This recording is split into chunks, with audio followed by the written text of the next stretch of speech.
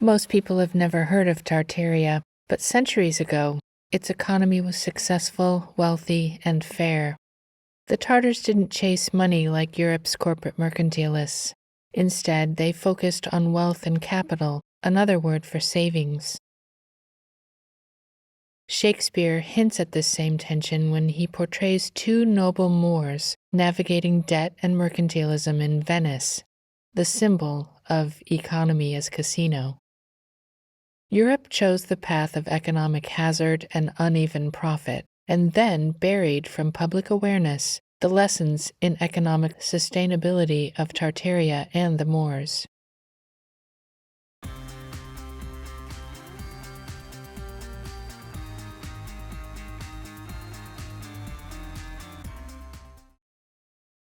Most people assume that money and wealth are the same thing.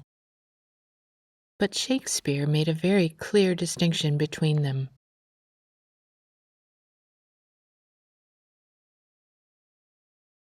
In The Merchant of Venice, Antonio tells Bassanio, "Thou knowest that all my fortunes are at sea, neither have I money." His fortunes are his investments of capital, his wealth, and that's distinct from his money. This is a sharp economic insight for Shakespeare in this time of mercantilism. Money is nothing more than back and forth survival. Wealth is something else entirely. Wealth is capital. Wealth is what you haven't consumed. It's what you've saved. Money can function as capital, but when money is created as debt, or it's systematically debased, capital is not money's default setting. The central tenet of mercantilism was that money and wealth were the same thing. They didn't see money as something that bought wealth. They saw money as wealth. But if a country's economy suffers, you realize very quickly that money and wealth are not the same thing. You can't eat your money. But you can eat your wealth, or clothe yourself with your wealth, or even burn your wealth to survive another day. Given the choice, a mercantilist in Parliament during the time of Shakespeare preferred the money, the gold, and was happy to export the country's wealth to other countries. Shakespeare's understanding that wealth and money are two different things is apparent in this distinction between fortunes and money. His fortunes were real productive investments. His money was simply what he had available for immediate exchange. If you'd like to read more secrets about capital and how it works, I've made this free PDF available on my website. Look for the link in both the description and pinned comment below.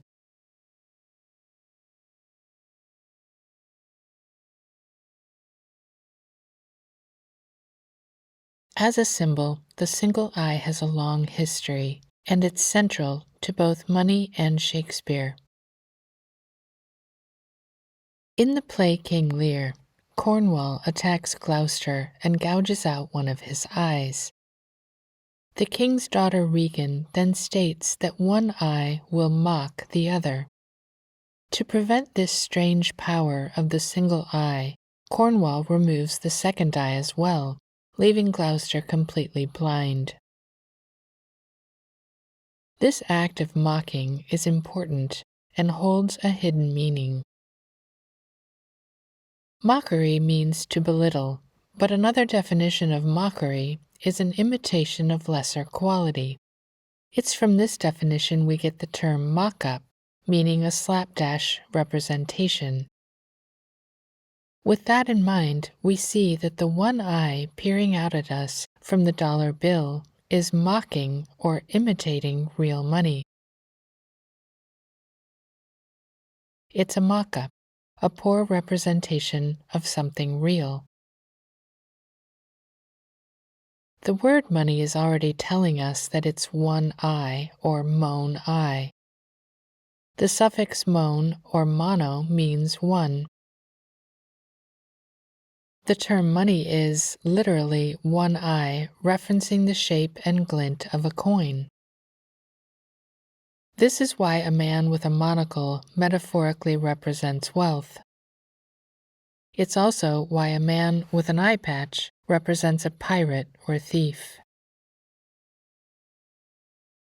Shakespeare was well aware of the symbolic connection between the single eye and the coin, and he recognized it as a symbol of corruption, as we see when Iago hypocritically describes Othello, the noble Moor, as an eye that can stamp and counterfeit advantages.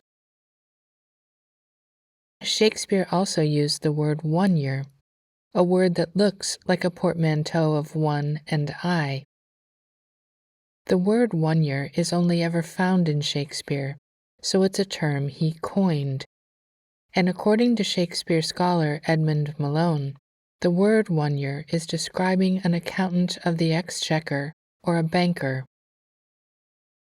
The coin symbolizes the eye, and the eye mocks the coin. But Shakespeare wasn't just using clever symbolism. He was also critiquing the economic system of his time.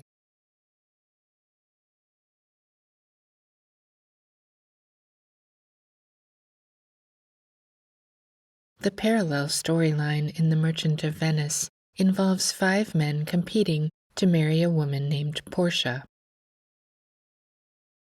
To win her hand, each suitor is given the opportunity to choose the correct casket out of 3 options: gold, silver, or lead. On the gold casket is written, "Who chooseth me shall gain what men desire." On the silver casket is written, "Who chooseth me shall get as much as he deserves." On the lead casket is written, "Who chooseth me must give and hazard all he hath." As he considers the riddle of the lead casket, the noble Moor says something important. They that hazard all do it in hope of fair advantages. Not only does the Moor see through the lead casket as an attempt to gain advantage in what should be a mutually beneficial transaction, but he recognizes the hazard to be nothing more than a bet. The Moor is not given to gambling, but Bassanio, as a Venetian, is, because Venice, during Carnival, had a thriving market for something called mercantile gambling, or bank gambling. Unlike social gambling, mercantile gambling was a commercial venture in which the house always held a statistical advantage in games of chance. Venice was built on water, the jurisdiction of commerce, with the root of mare that you'll recall refers to the sea. We can see this substantiated in Black's Law Dictionary of 1891. Here, the word commerce was qualified. As foreign commerce is carried on by means of shipping, the term has come to be used occasionally as synonymous with maritime law. While the sovereign individual functioned within the jurisdiction of the land, the corporate person functioned within the jurisdiction of the sea, on which the ships of merchant adventurers sailed, or on which mercantile casinos were built in Venetian canals. A corporate person is linguistically very similar to a persona, deriving from the Latin persona or theatrical mask. And in Venice, during the Carnival, the casino was attended by literal persons in masks. With the corporate person in mind, this line from Antonio in The Merchant of Venice takes on more meaning. Within the eye of honor, be assured, my purse, my person, my extremest means lie all unlocked to your occasions. Here, Antonio lumps together his person and his purse, as if both are something that a human being might carry around. He's telling Bassanio that his purse and his corporate person His economic reputation, his credit score, if you will, are something Bassanio can use to take out a loan. An coin of honor, one you're trusted on your honor to pay back. In Othello, Moor of Venice, another noble Moor is portrayed in the Venetian context of mercantile gambling. This time, though, the Moor is deceived into hazarding his wealth. "'Tis great pity that the noble Moor should hazard such a place." In this line, the villain Iago is withholding information from Othello, and the hazard mentioned here will later directly hazard Othello's wealth.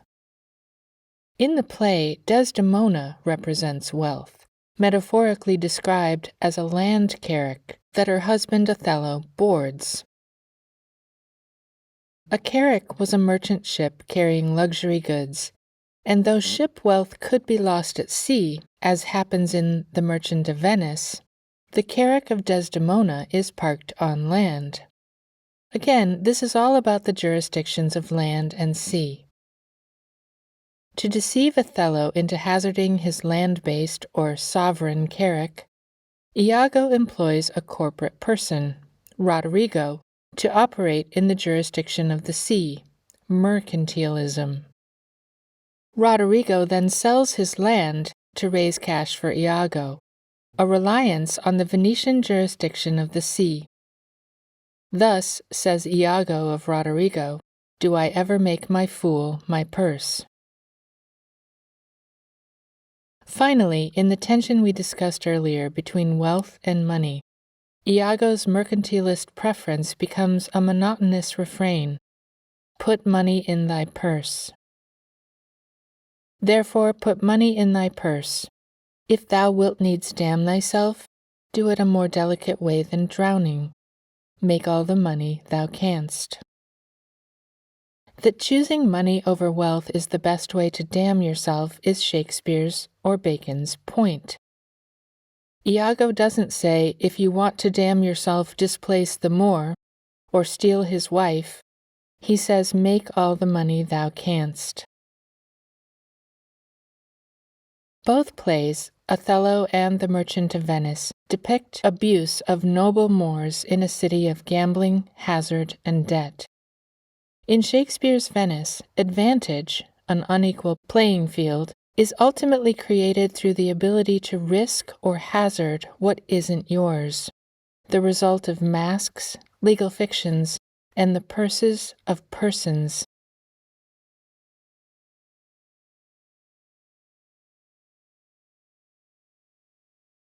Shakespeare depicted two Moors, Othello and the Prince of Morocco, as economically noble, the hated antithesis of European mercantilism. 150 years after Shakespeare, another critic of mercantilism said this about the economic system of Tartaria. Among the Tartars, cattle are the instruments of commerce and the measures of value. Wealth, therefore, according to them, consisted in cattle, as, according to the Spaniards, it consisted in gold and silver. Of the two, the Tartar notion, perhaps, was the nearest to the truth. This was written by Adam Smith in his 1776 book, Wealth of Nations, in a chapter called Of the Principle of the Commercial or Mercantile System. He was making a distinction between Spaniards and Tartars because their behavior made the further distinction between money and wealth.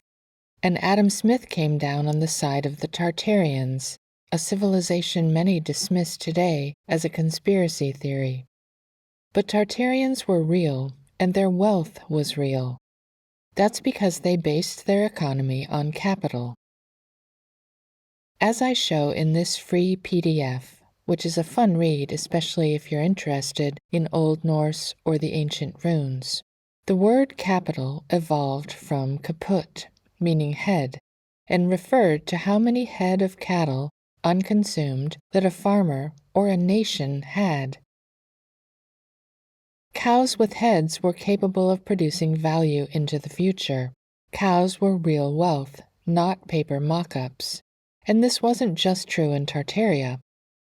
This understanding of wealth as unconsumed resources goes back to ancient Rome. In the Middle Ages, merchants, for whom mercantilism is named, started to organize in corporate guilds. They were granted charters from the king that gave a merchant guild powers and protections, most notably state monopolies and commercial jurisdiction while traveling. The economic system of mercantilism hardened around those early corporate charters. The Muscovy Company was one of these, the company of merchant adventurers to new lands that was granted a corporate charter in 1555 that gave them a monopoly on trade between England and Russia. John Frampton, a merchant himself, was sent as a scout to investigate trade routes for the Muscovy Company. His report, published in 1580, stated that the charters didn't have laws or policy, the corporate version of laws. Frampton wrote this word as Pol EC, meaning the city here, which I believe meant that corporate policy was, first and foremost, a change in legal jurisdiction to protect the trade done by corporations of merchant adventurers. The policy of Pol EC allowed them to take their own jurisdiction and laws with them into foreign lands. Having no Pol EC meant that the Tartarians were not using distorted jurisdictions or corporate protections. This was understood by merchants like Frampton and the Muscovy Company to mean that Tartarians weren't attempting trade to gain advantage, the kind of advantage the Moor rejects in The Merchant of Venice. Instead, trade was meant to be mutually beneficial, the way fair trade usually is between two economic participants on an equal playing field, where neither has an advantage over the other. Nothing rigged, no casino with statistical advantages for the house. This idea that Tartarian trade was fair is backed up by the reports of Giovanni Botero, who described daily life in Tartaria in his 1616 book, Relations of the Most Famous Kingdoms. Although Botero saw the Tartars as barbaric, he nevertheless reported very civil economic behavior. On page 322 he writes, "They live free from covetousness, and are thus far happy, that the strange corruption of wealth breedeth no disorders amongst them. Yet have they a kind of traffic, and by way of exchange continue mutual commerces."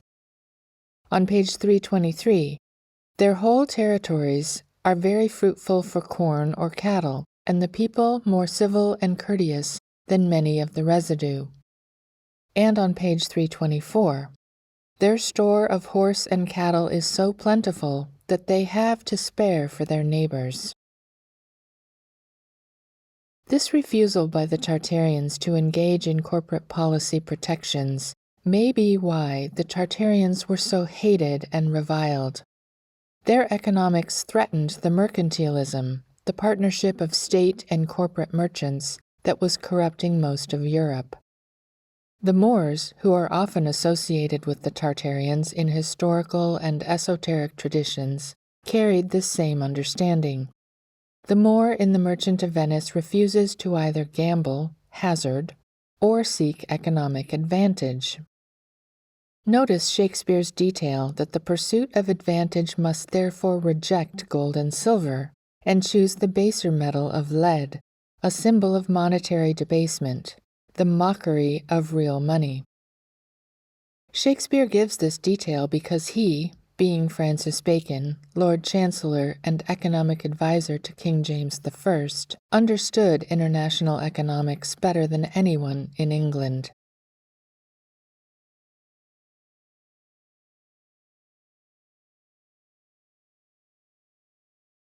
Like the Moors in Shakespeare's plays, the Tartars are hated and mistreated by characters portrayed as villains. But in two of the plays, A Midsummer Night's Dream and Romeo and Juliet, Shakespeare refers to the Tartar's bow. It's a symbol of the ferocity of Tartarian warriors, but the bow itself is also a symbol of economic capital. Not surprisingly, arrows represent pain, such as the arrows of outrageous fortune in Hamlet. And in The Merchant of Venice, arrows specifically represent debt. Bassanio compares a second loan from Antonio to a second arrow shot after the first. I owe you much, and, like a wilful youth, that which I owe is lost. But if you please to shoot another arrow that self way, which you did shoot the first, I do not doubt as I will watch the aim, or to find both, or bring your latter hazard back again, and thankfully rest debtor for the first. A loan to Bassanio must be made from money that Antonio has previously saved, held back, from money he's chosen not to spend. The bow, then, represents Antonio's unconsumed capital. And this is where money can convert into wealth. Unspent money that's loaned out now has the ability to multiply into more value in the future through the charging of interest. The Tartarians, whose economy was based on capital, are the craftsmen of bows in these fictional worlds penned by Shakespeare. And he portrayed the Tartars, along with the Moors, as the unpopular economic agents using fair trade instead of corporate advantage, and capital rather than debt. If you'd like to read more secrets about capital and how it works, I've made this free PDF available on my website. Look for the link in both the description and pinned comment below. And thank you for watching.